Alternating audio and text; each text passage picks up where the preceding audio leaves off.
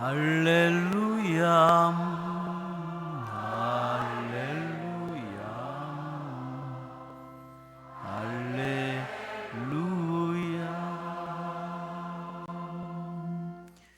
주님께서 여러분과 함께 또한 사제의 영과 함께 마르코가 전한 거룩한 복음입니다. 주님 영광 받으소서.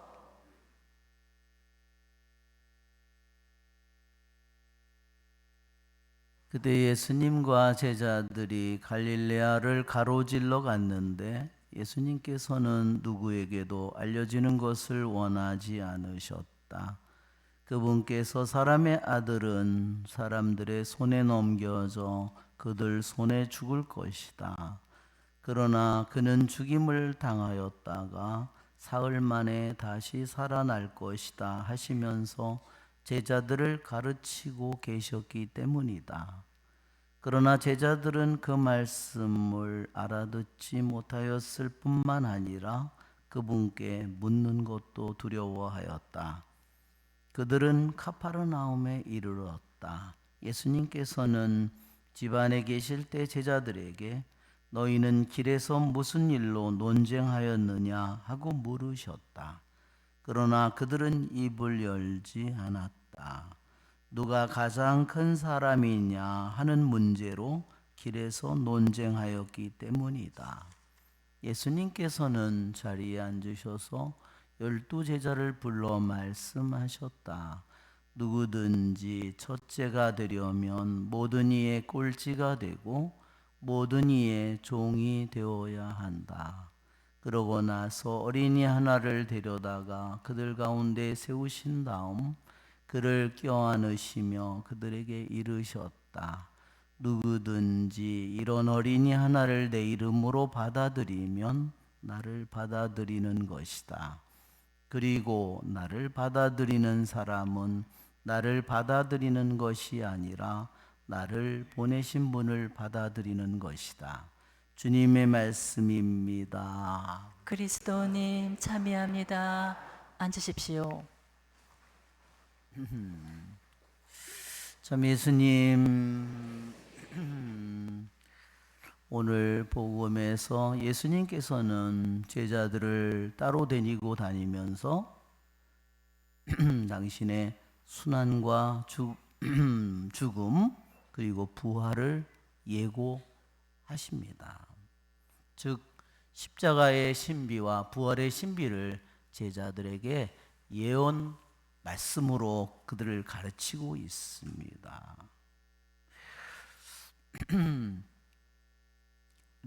오늘 이 복음에 사람의 아들은 사람들의 손에 넘겨져 그들 손에 죽을 것이다 그랬습니다.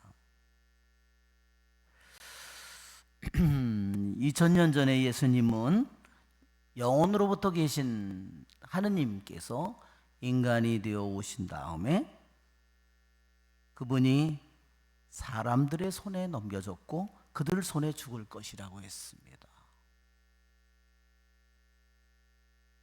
정말 이 손이라는 이 표현은 우리들 모두가 손을 가졌죠? 우리들의 이 손이 얼마나 많은 능력을 가졌는지 이 손을 설계하신 분도 주님이시고 우리에게 이 손을 주신 분도 주님이죠. 이 손에 얼마나 많은 능력이 들어있는지, 그렇죠? 평생에 이 손으로 얼마나 많은 일을 할 수 있는지. 오늘 일독서의 말씀에도 보면 악인이 하는 생각을 오늘 들려줍니다. 오늘 이 지에서 2장의 말씀은 악인이 의인을 시험하는 그러한 말씀인데 지혜 문학의 말씀이죠. 그렇지만 이 말씀이 예수님을 통해서 그대로 이루어졌습니다. 악인들의 손에 의해서. 자, 악인들이 정령 의인이 하느님의 아들이라면 이렇게 얘기합니다. 적대자들의 손에서 구해 주실 것이다. 정말 주님의 말씀이 이 지혜의 말씀이 또한 예언의 말씀이고 이 예언의 말씀이 예수님을 통해서 그대로 이루어진다는 것은 왜 성경이 예언서가 많은가? 그것은 하느님은 당신 뜻대로 모든 것을 이루신다는 것을 얘기하는 겁니다. 모든 미래를 당신께서 아시고 당신이 모든 것들을 당신의 뜻대로 주관하신다는 것을 우리에게 보여줍니다. 예언서가 말했듯이 적대자들의 손에서 인간의 손에서 죽을 것이라고 또한 2000년 전에 다시 그분은 사람들 손에 죽었습니다. 여러분 2000년이 지난 오늘 우리는 내 손에 그분이 넘겨져 있습니다. 여러분 우리는 영성체를 하죠. 그분은 나에게 당신을 나의 손에 넘겨주십니다.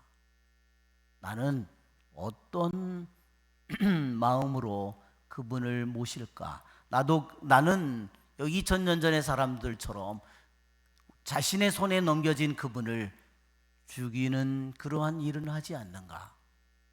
여러분 우리가 영성체를 하고 집에서 모든 일을 잃어버리고 그분이 내 안에 들어왔다는 생각은 아예 생각에도 없습니다. 우리들 손에 사람의 아들은 사람들의 손에 넘겨졌다는 이 말을 정말로 깊이 받아들여야 됩니다. 진심으로 받아들여야 됩니다. 내 삶 속에서 내 손에 들어온 주님은 나에게 어떤 대접을 받고 있는지 나에게 한마디라도 말할 수 있는지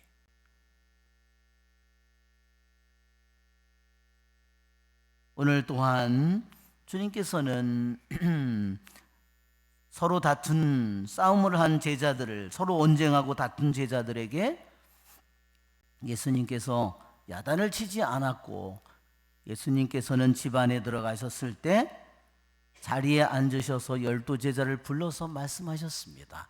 그리고 가르치셨습니다. 정말 그분은 야단을 칠 수도 있지만 정말로 부드럽게 정말로 조용히 그 제자들을 가르칩니다. 그들의 싸움의 원인이 뭘까? 여러분 이 싸움의 원인은 모든 인간의 우리들의 마음속에 있습니다. 형제지간에도 싸우죠. 자매지간에도 싸우고 가족 간에도 싸우고 그렇죠? 이 분쟁의 원인이 뭘까? 그것은 결국 자기입니다. 주님께서 말씀하셨습니다. 누구든지 첫째가 되려면 모든 이의 꼴찌가 되고 모든 이의 종이 되어야 한다.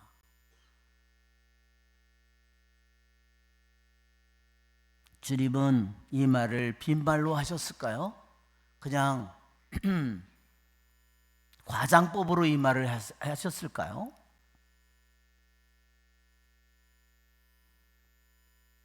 예수님께서는 모든 이의 꼴찌가 되셨습니다. 십자가에 달려있는 예수님의 모습을 보십시오. 그분은 세상에 첫째로 있는 분이 아닙니다. 그분은 입을 닫았고 우리들의 죄를 묻지 않고 왜 나에게 이렇게 불합리한 저기를 줬냐고 하지 않고 그분은 가장 저주스러운 가장 수치스러운 세상의 끝자리에 올라가셨습니다. 또 그분은 모든 이의 종이 되었습니다. 빌립비서 2장에 말씀합니다. 그리스도 예수는 하나님과 본질이 같은 분이셨지만 굳이 하나님과 동등한 신적 위치를 보존하지 않으시고 오히려 당신의 모든 것을 보시고 종의 신분을 취하셔서 우리와 똑같은 인간이 되셨도다. 아니 십자가에 달려서 죽기까지. 그러므로 하나님께서 그분을 높이 올리시고 모든 존재가 그분의 이름 앞에 무릎을 꿇게 하셨도다. 그분은 당신은 말씀을 해놓고 당신은 그 말씀을 지키지 않는 분이 아닙니다. 그분은 당신의 말씀 그대로 모든 이의 꼴찌가 되었고 모든 이의 종이 되신 분입니다. 내가 그분을 모시고 그분을 영성체 하는데 나는 그분과 모든 이의 꼴찌가 되라는 종이 되라는 주님의 말씀을 내가 이룰 마음이 없다면 나는 영성체를 하고 다시 영성체를 토하는 삶을 사는 겁니다. 여러분, 우리는 주님이 가장 진리이고 진실 자체라는 것을 우리는 압니다. 우리는 주님께서 하신 말씀이 진리요 진실 자체라는 이 사실을 생각할 때, 나도 주님의 말씀을 진실한 마음으로 내가 그분의 말씀을 마주대해야 합니다. 어떻게 해야 나와 그분과의 접점이 생길까요? 그분은 진리의 말씀으로, 진실한 말씀으로 나에게 말씀하셨을 때, 나도 진실한 마음으로 이 말씀을 받아들일 때 그분의 마음과 나의 마음이 접촉이 되겠죠. 그분의 마음과 나의 마음이 통하게 되겠죠. 그리고 정말로 진실한 마음으로 이 말씀을 내가 받아들인다면 내 삶 속에서 내가 어떻게 모든 이의 꼴찌가 될까? 내 가족 중에서, 내 직장에서, 내가 일하는 곳에서 내가 어떻게 모든 이의 꼴찌가, 모든 이의 내가 종이 될까? 여러분, 모든 싸움의 원인이 뭡니까? 조금만 내 어떤 부분을 건드리면 난리를 칩니다. 난리를 치는 이유는 뭐예요? 결국 우리들 자신 안에 있는 자기예요. 자기, 이기적인 자신, 자존심, 그런 것들입니다. 그런 것들이 우리들 안에 가시처럼 박혀 있어서 조금이라도 건드려지면 난리가 납니다. 그 사람은 죽을 때까지 그 싸움, 모든 다툼과 분쟁과 시기와 교만과 허영과 이 모든 것들이 깊숙이 들어있지만, 주님의 말씀을 진실한 마음으로 내가 받아들이려고 할 때 그 모든 것들은 힘을 잃어버릴 겁니다. 그 모든 것들은 깨끗이 사라질 겁니다.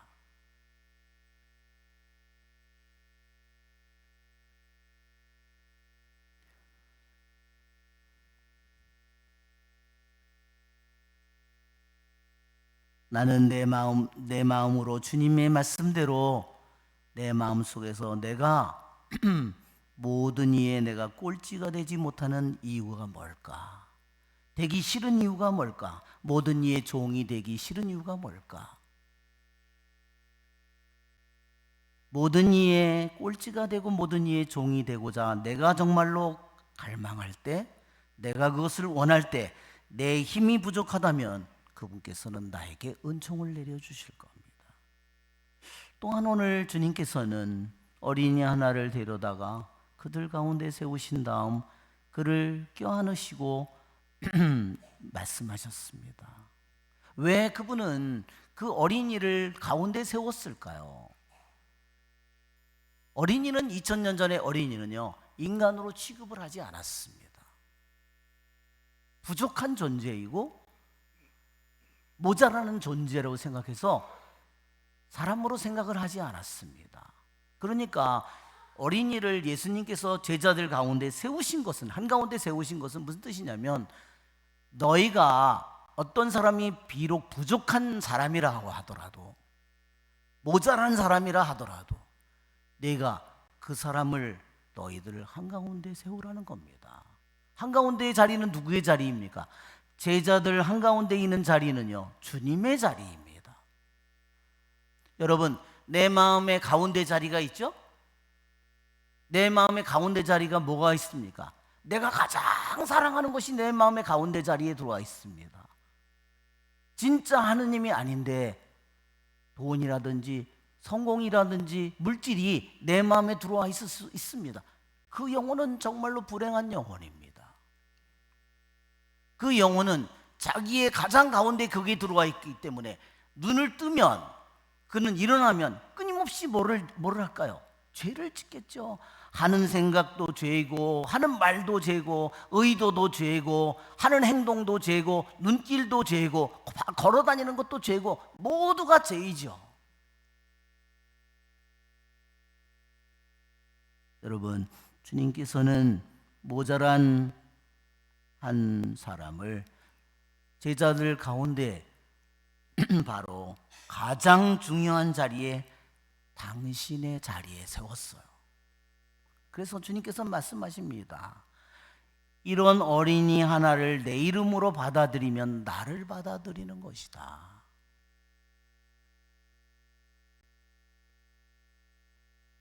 여러분, 영성체만 우리들이 성체를, 주님을, 살아계신 하나님을 모시는 것이 아닙니다. 내 자신이 정말로 내가 모든 이 중에서 내가 꼴찌가 되려, 내가 절대로 이 사람은 내가, 다른 사람은 내가 다 받아들여도 이 인간은 내가 절대 못 받아들이겠다. 그건 아직 꼴찌가 되지 못한 사람이에요. 그 사람을 만나면 어떨까요? 갖은 욕설에, 분노에, 모에, 비판에, 험담에 끊임없이 나오겠죠? 그런 사람이 어떻게 모든 이의 꼴찌가 되겠습니까? 어떻게 십자가의 주님과 하나가 되겠습니까? 십자가의 주님과 하나가 되지 못한 사람이 어떻게 자신을 버리고 십자가를 지고 그분과 부활을, 영원한 생명을 누리겠습니까?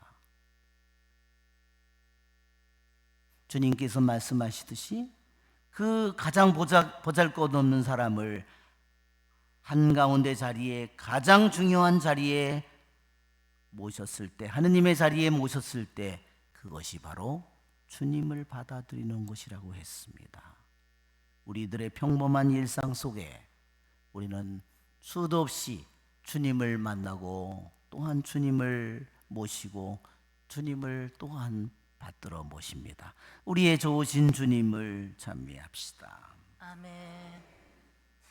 일어서십시오.